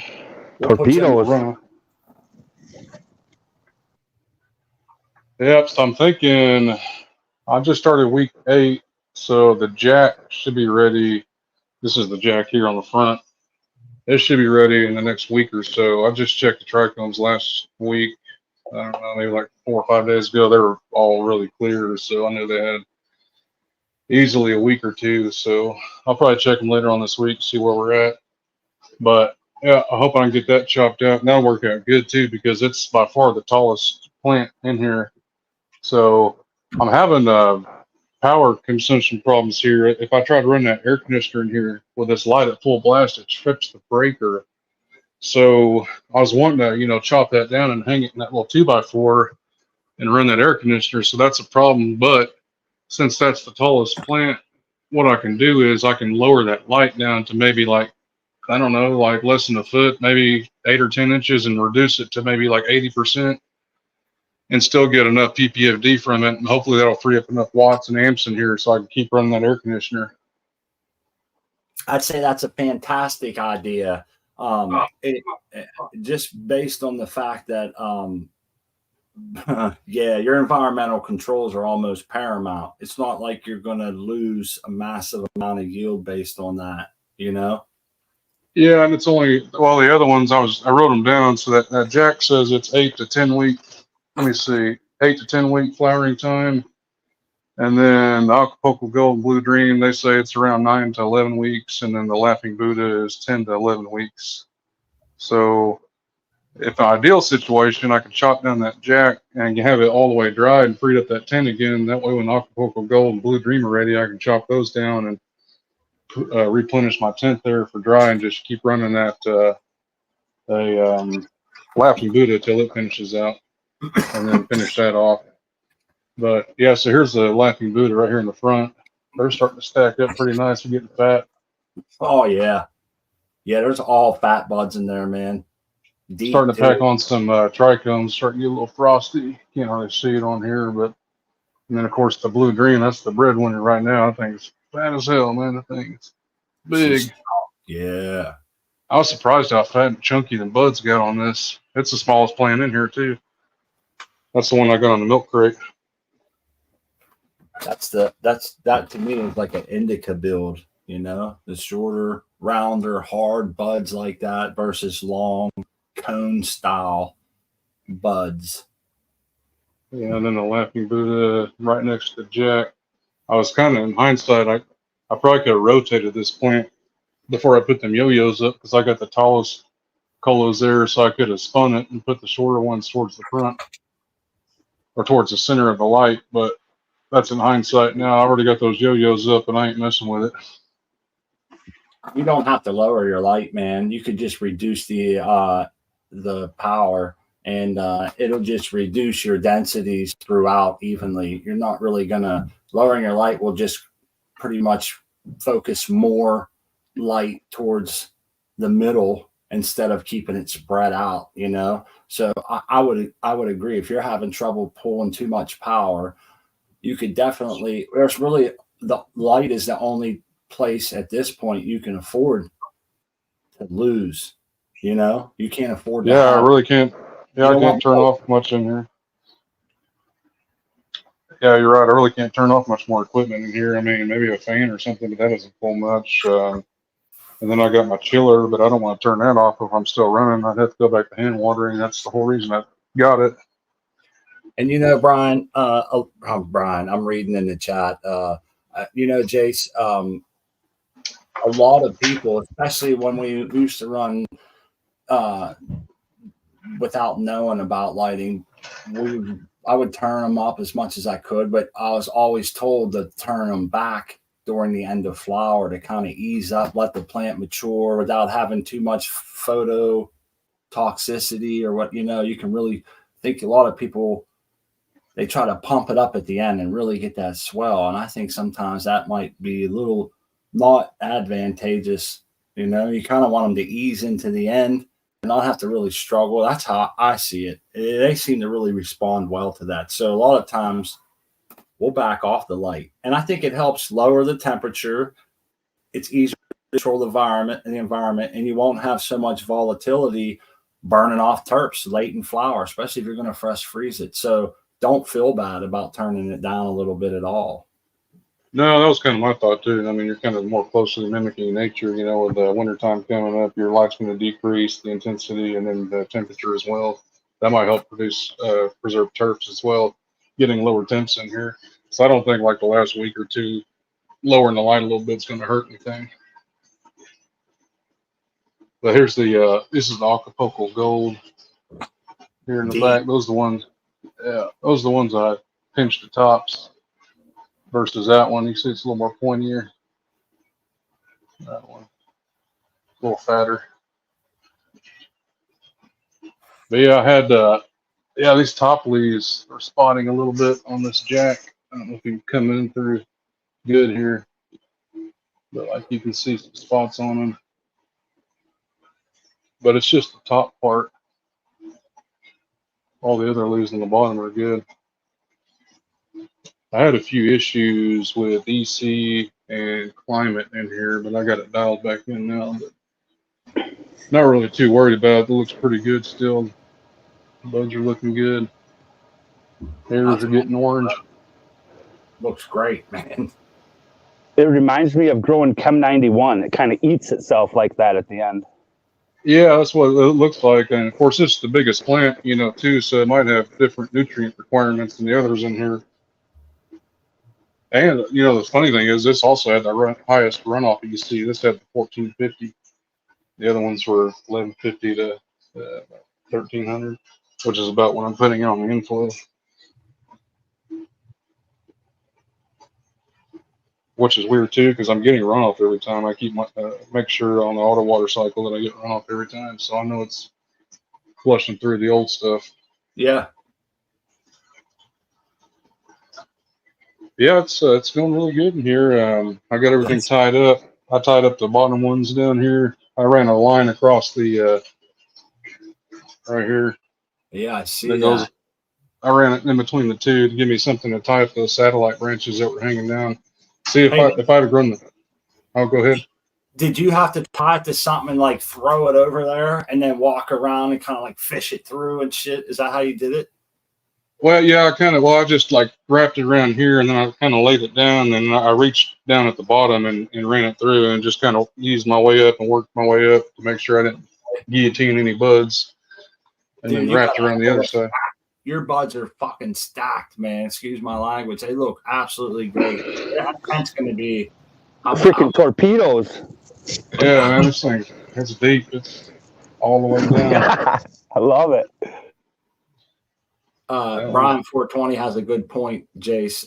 Once the roots get that dense that late, it's hard to flush through. You know, it's hard to get it to go through. And we try extra surfactant a little bit, but we have to watch because too much surfactant in your water will act as a flush, even in nutrient water, because there's so much, what is that, saponins? It'll kind of envelop your nutrients and flush them right through, man. It's a wild shit. And your plants will look horrible with too much of that. So we tried to switch to poking them with a shish kebab, you know, like a skewer.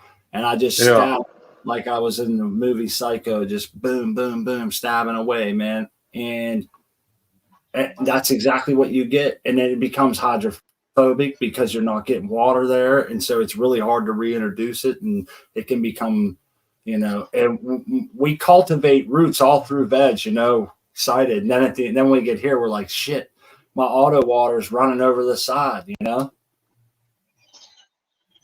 Yeah, I come in here probably once a week and I'll hand water and I'll hit them good too. Like I'll drench them. I mean, I do way more than when I need to. That's kind of my point. I'm trying to get a good saturation, a good flush of them going out. This might seem simple and kind of stupid, but one thing I've learned over doing this up potting system that we use and potting up is that you must take care to keep your substrate low enough that you can build a semi bit of a pond in there when you're watering, because it's not going to flow through like you want. And if you're hand watering and trying to get through in a quick hurry, you're going to be sitting there putting a little bit on and waiting, a little bit on and waiting. So I always try to make sure, one, that I'm not mounded up in the middle, and two, that I leave enough around the outsides and so that I can build like a small puddle in there and have it drenching through. Also, if you're in air pots, you have a band around the top that has no holes, and that's like your limit, And so that seems kind of trivial, but when I'm potting up, I really try to make sure that's my shit, That's why it's like a good root ball, because you may have to put your plant in there and maybe pull it out, dig a little more, and put it back in there, And so it's good to have all that stuff all into place, man. Yeah, that's what I do in a hand water. I'll just give it a smidgen and then move on to the next plant, kind of slowly let it work its way in instead of just dumping the can in all at once. Word. Yeah, that is big plants. See, Sir Hunt-A-Lot saying those are big plants for cocoa for 3 or 5 gallon. One thing we always like to stress is for this cocoa, one of its great properties is that, unlike soil, there's not quite the direct correlation between plant size and pot size because of the nutrients being chelated and delivered, because of the oxygen always being present at full capacity. And, those things equate exponential growth. And, there's just lots of room there for roots, man. That's all they need to do is grow roots. Everything else is taken care of. Right on my tower. Man. Like in soil, we can picture the roots kind of growing, and they'll kind of quote unquote mine an area. They push the exudates, they mine it, and sometimes they'll have to move on, and grow other roots. And a lot of people have living soils, and it's constantly regenerating. But that's kind of the nomenclature of how those are going to work. And we don't have to do that here. It's a fascinating grow, man. Watching growing in cocoa, I find it very fun, fast paced. You get a lot of roots. I mean, you get some root balls that they'll last in a compost pile, man, for a good while. They hold on. Yeah, I could tell a huge improvement on this grow versus my last, even though I had a really good weight and yield. Just the overall quality and size average of these buds are so much better. Growing in these air pots versus those fabrics, and using the high frequency fertigation. I'm up to 7 events a day now, and that's just lights on. So it's every 2 hours from lights on to right when they shut off. I replaced that probe tip about 2 weeks ago. Man, that made a huge difference. I mean, it was still accurate, but it would take forever to get a reading. And I put that new tip on, and it's like instantaneous. I mean, like within a few seconds, I get a really good reading. Versus that last one, it would just be all over the place. So that was definitely a good move right there. Right. That's important to keep our potential hydrogen. We were talking about this the other day about pH and not testing pH in cocoa grows, and why we don't do that. And yeah, I don't know if he was there, Jace, but it was pretty thought provoking. They were saying that you don't you're not supposed to test it at all. That's one thing that we tell people, don't even get the data because it'll just make you chase your tail. There's something going on in the root zone that changes the pH drastically and quickly. And Yeah, I sometimes remember that. I remember Doc talking about that, and that's why. I mean, I'll still look at it. Don't get me wrong, but I don't use that as a guide point. Like, oh God, it's only 5.5 pH. I need to raise my pH up on my inflow, so I don't let that affect my inflow at all. I just keep my inflow steady, yep. and just go off there. I So thought that yeah, speaking of man, which, my reds I checked it yesterday, and it was getting up close to 6.3. I tried to keep it closer to 6. But on the feeding schedule, it says I think it's anywhere from either 5.7 or 5.8 to 6.3. So I was right on the top end of it. But yeah, I just try to keep it around 6, close I can. And I'm topping off every 2 days at most, anyways. So yeah, I just balance it out that way. If it's a little high, if it's like 6.2, I'll just mix my batch a little bit lower, and it kind of balances itself out.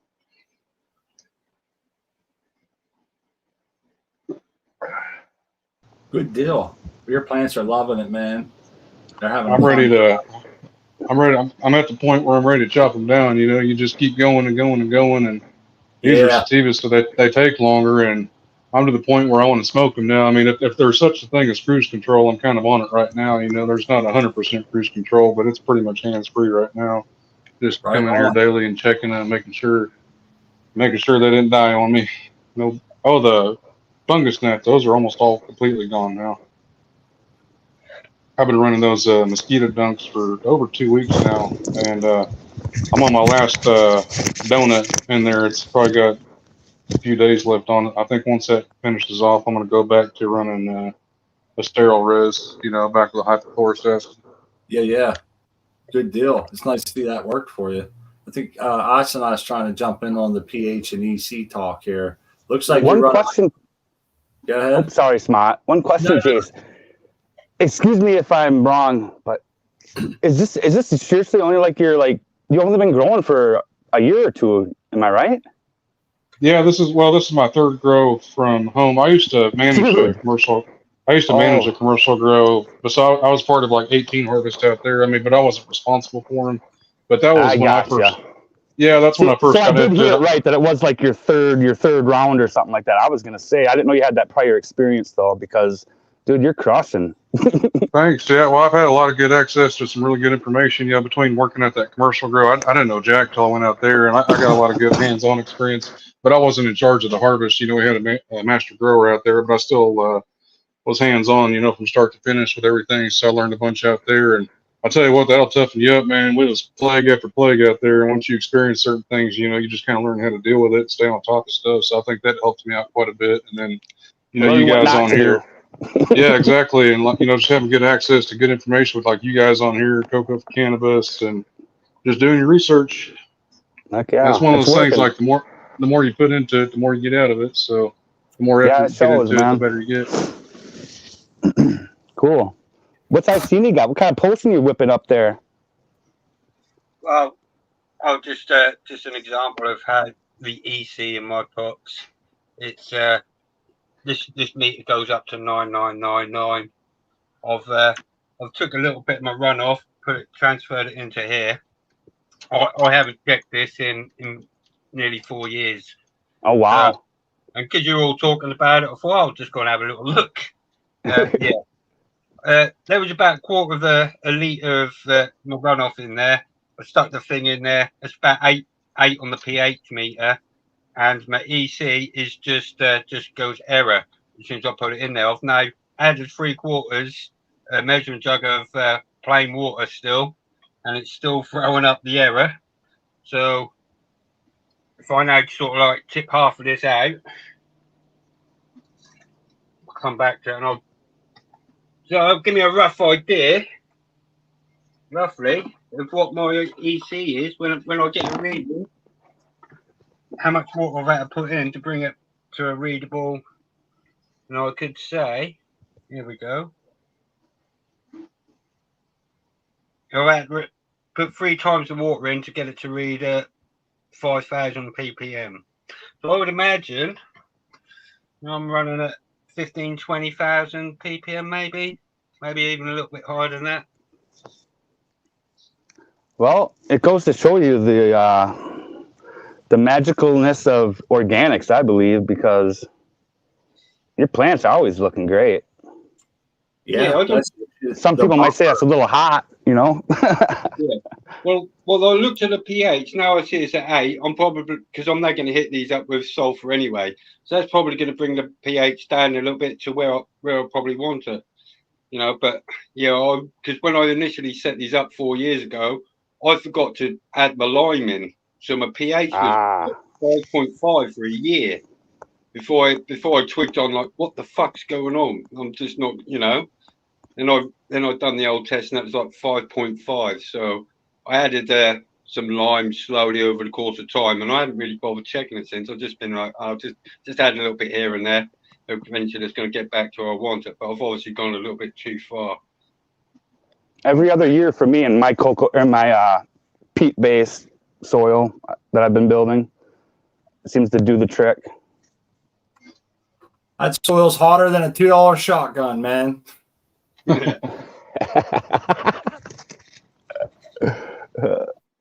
I like it though. It works. And that just shows you, like you said, the buffering capabilities of like soil microbes, the worm gut, all these things working in conjunction. This is pretty cool that I was watching a show about fertilizers and how they dig up potash and how they harvest bat guano and peat and different things. And they were doing, it was pretty wild stuff to learn how they take it, how much we use of it each year when it comes to fertilizers. And yeah, there's a lot to be said for the no-till living soil type gardens. I outside, I think that's perfect, but in my house, I don't think I have enough. I don't have enough to do it here. I like the cleanliness of the way we grow in indoors, but making our own compost outdoors is fun. I'm a little worried because I had to put we had the Dolomite lime added on because we had bought them. I'm still getting some on my tomatoes, so I'm worried about my compost and what it might be missing. I've been trying to Google a few things, but yeah, soil's a son of a bitch, man. It takes a while to get, like, it seems like it's going to take me a while to get some symbiosis. I think I might be adding, I might not have enough soil when I add to it. It doesn't last long, you know? And I don't know. Making just a couple 5-gallon buckets of finished product takes a lot of shit. I've composted a couple bales of hay, all kind of table scraps, and just tons of shit. And it just breaks down so much that there's not much to add every year. So I got to step my game up, or I'm going to have to buy some soil, I guess, and try to kind of in how do I want to say it, introduce it to mine and hope it all becomes symbiotic, you know? So that's been my hang up as far as like switching over to organic versus running synthetic, is just the learning curve on it. You know, I see a lot of people growing, and I'm like, man, I don't know if I want to relearn, you know, how to grow again like that. You know, that's the nice thing about synthetic. You know, you can pretty much adjust it on the fly. You know, if you got a problem, it doesn't take long to get those newts back in there versus, you know, organic. It takes a while for it to break down into the soil. My peppers are doing good, but tomatoes didn't do good this year, man. Yeah, I seen that pic you put on Insta, man. You got a nice start to a beautiful salsa there, all them tomatoes and peppers you had going. Yeah, man. Last year we got so many tomatoes, we was able to make 25 jars of sauce, you know? And this year we didn't make any. Now I threw away a whole bunch. We had that big dry spell, and I thought it was crushing me, even though I was watering twice a day. Then I started seeing the bottom end rot, and I realized the soil was subpar. They grew tall, but this fruit sucked. So, you know, I was all proud of my soil. Last year it did great, and this year it sucked. So I must have drained it last year and didn't have enough gas in the tank for this year. And it just goes to show it's one of those things. The more I learn, the more I realize what I don't know.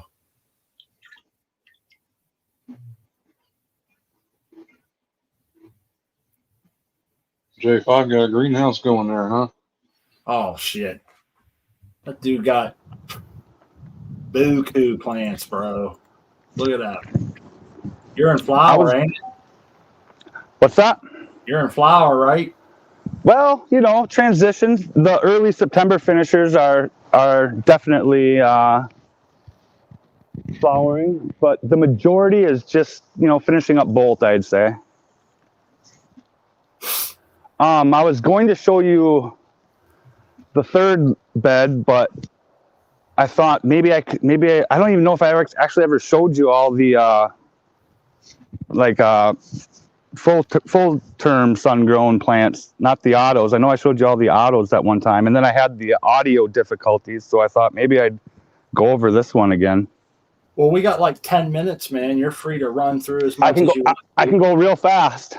Let me flip this sucker. Maybe. This is always a treat, man. I have a busy schedule today after the show, or I would stay on a little late, but I got to be kind of prompt. I got to make some phone calls, and every Sunday I seem to find myself at Sherwin-Williams buying a bunch of stuff before 4 o'clock when they close. So I have a list here, and I got a bunch of shit. But go ahead, man. Run through what you got. Here on the end, these two here are the RS11 by Tahoe Gelato. They look beautiful, man. This one here is the Strawberry Candy from Bloom.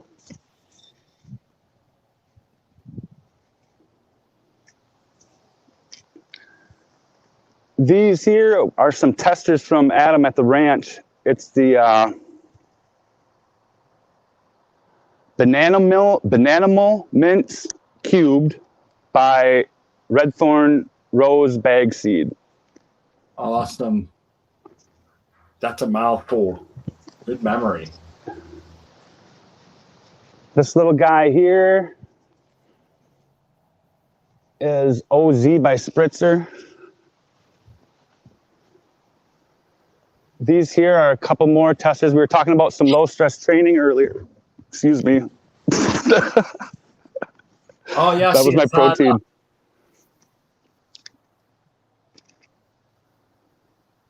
That looks cool as shit like that. That will get fat, man. Yeah, that'll be a cool looking cola when it's all said and done. Yeah, like I typically like to let plants just go all natural, but the old school flood table Scrogger in me likes a even canopy too. Oh, yeah. Look at this funky looking thing. What's happening here? Well, it's got some bug damage, but the weird wavy kind of like, I don't know. It's just got like that feathery look to it. It's a Violet Nanas from like an untested, what is that dude's other company? Robin Hood Seeds, the Square One dude. Anyhow, on to these. These are some Mean Gene testers. These are the Moon Mountain Kush by Skunk Tex Headband.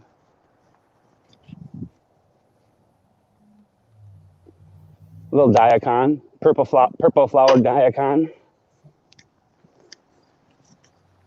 This here is Wedding Cake by Creamsicle 4. This one has the ancient indigenous microorganisms in it. The fossil. Yeah, I remember the fossil. I can imagine the smells coming from this when you're going to be the Charo person that the American one was talking about, running through the field naked. Hashtag garden naked. Yeah. You'll be able to go through and just get your hands so sticky, man, and the smells you're going to have walking through there. Right. Oh, wow, that's going to be amazing. These here are the Pie Hole by Blue Power from Sin City. These ones got a nice little trunk on them. See, nothing too big out here, though. And like I said, I like to try to keep them under 6 foot. And they're right about where. Big. Yeah, some of them, they do all right. Plant late. It's my trick. This right here is Do-Si-Do by Lava Cake. Ah. Two good strains, man. This here is Gary Payton by Hood Candy from, what's his name? Whatever, I can't remember. I'm brain farting. Exotics homie. Exotics homie. Exotic Mike's homie. That looks like Black Stem there. Am I right? Yeah, huh? That's kind of funky. This is Peanut Butter Breath by Pure Michigan. Another strain I liked, Peanut Butter Breath, was a good. We got our IPM rocking and rolling. Oh yeah, you got the Ladybug. Yeah. This is called Game Time. It's Don Mega. No, I can't remember. Soulfire. That's who these plants are by. Soulfire. Soulfire. Yep, and this one is an exotic, but it's Soulfire's Don Mega hit with red runts. That Don Mega is kind of GMO cross. This here is Sour D by Hasplant 13. Nice. And you see the little autos in the background. I think that's a Mephisto anyway. Here we have this is the Dime Bag cut of Motor Breath 15 hit with Straw Guava from Bloom. Nice. Are these all above ground pots? This is a Hugo bed on year 4, and then I'll tap in like the small auto pots are all bottomless. Okay. The fabric pots are not bottomless, but the roots work their way into the bed.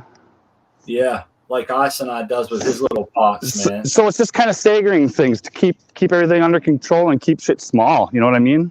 Yeah. But I have available space that I don't like to leave untapped in the bed. So I saw them Hugel mounds and how they were built. So these plants in the fabrics just got placed out here. Shit, not even 2 weeks ago now. Okay. And they're already showing improvement. Well, I hate to cut you short, J5, but we gotta start wrapping up, buddy. Okay. This is Strawberry D by Bubba Kush. This is Pablo by Black Velvet. This is Strawberry Cough by Bubba. Gelati by Rascal Berries from Sin City. These are Katsu. These are CSI, and I love you all. Right, you can find me at Hiding Out in Michigan. Peace. Thanks, J5. Much obliged, man. We appreciate it. He's dipped right out, gave his shout out. It's always fun to see those strains, and as we always say, I'm amazed that he's able to keep in his mind all those. But it's cool. It shows his level of appreciation for his plants and how much he loves doing that. So hopefully you come back, J5. I feel like we still haven't gotten the full garden tour, especially with good audio. So always welcome. We want to thank Ross Anante for coming earlier and hanging out and showing us some cool stuff. And definitely want to thank all the regulars, you guys that come on the show, that come to the chat every week and interject good grower love, good knowledge. And it's just, it's nice to see. I always joke this is the best chat around because everybody seems to get along. I said last week, hopefully we're not creating a niche where new people don't feel welcome. And so if you want to, tell your friends about it. We don't ask for donations or anything like that. This is all just a hangout session. So there's nothing for anyone to gain except for camaraderie and knowledge on how to grow your own medicine and your own food. I think those are important. And I have to say that I myself have been very busy. I don't have much time to really prep for these shows like I wish I could and like I used to. It's kind of good that I'm busy, but at the same time, it does take away a little bit. And that's been something that's bothered me lately is just the amount of time that I don't have that I used to. So You'll have to excuse me for being late, maybe missing a few shows, especially in the summer, and not being prepared. And thanks for coming out. And with that being said, we'll slide over to Jace and those big plants, man. We watched your grow from the very beginning in those little yellow cups that the bottoms come out of. And now here we are at harvest, and it does my heart good to see that, man. We appreciate it. You sharing with us from beginning to end consistently.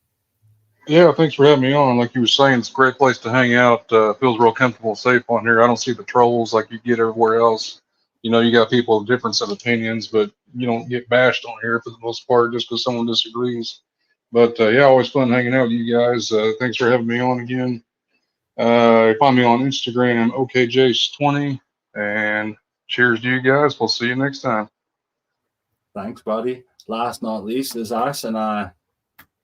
Yeah, cheers everyone. You won't be able to find me anywhere at the minute. My social media presence has been reduced at the moment whilst all this craziness is going on over here. But apart from that, don't let anyone dim your light. You're a spark waiting to ignite. Go out and encourage everyone around you to be just as positive. Right on, man. Great ending remark for the show. Grower love, everybody. Hopefully we'll see you Wednesday night, and have a good week. Roll up.